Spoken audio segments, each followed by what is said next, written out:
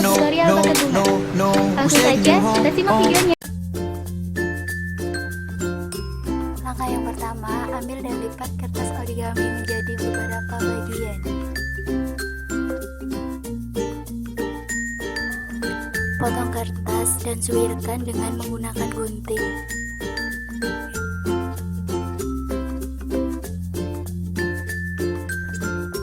Kemudian berikan double tip.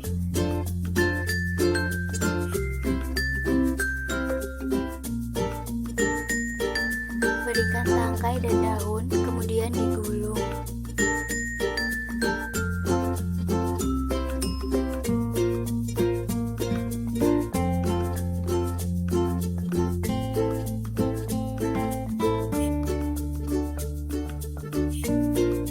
Buat 3-5 buah tangkai bunga.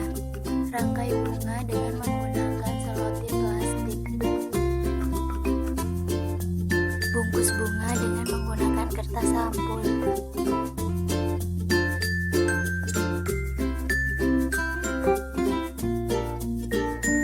Staples agar lebih kuat dan berikan selotip plastik.